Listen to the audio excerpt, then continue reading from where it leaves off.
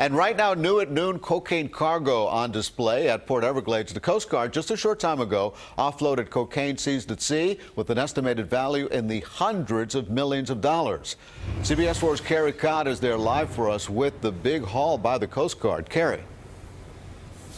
That's right. We're talking about 16 tons of cocaine over several different interdictions from 4 different Coast Guard ships and a ship from the Royal Canadian Navy. Now take a look. The Coast Guard cutter James was involved in those interdictions as well. The captain spoke about the technological advances of the ship, the weapons at their disposal, but he said it's the crew members who work in dark and dangerous conditions that make these efforts successful.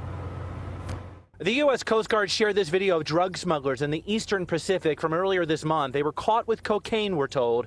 Those drugs ended up here on board the Coast Guard cutter James at Port Everglades on Tuesday, part of 17 different drug interdictions from several ships over the past few weeks. With this ship, we're capable of owning the night. Captain Mark Fedor says stopping the flow of cocaine from South America, where the coca crop is thriving, is important for many reasons. They're just not carrying cocaine.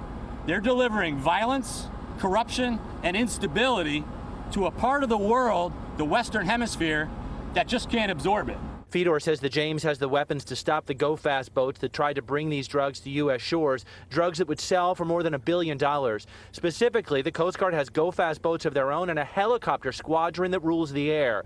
Captain Kevin Gavin says they average about 12 interdictions a month. As I like to say, unfortunately, business is very good for us, and I wish it wasn't. Fedor says most of the missions to gather these drugs did not involve violence, but on occasion they have to fire warning shots to shoot or disable a boat's engine. And in the dark of night with bad weather or rough conditions, he said his talented crew is focused on the safety of our streets and fulfilling the mission at hand. They're the ones who willingly put themselves in harm's way to execute these missions in the middle of the night.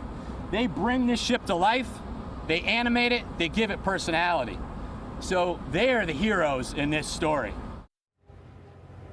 We're told that more than 30 drug smugglers were also arrested during these interdictions and sent to various jurisdictions in the U.S. to be prosecuted.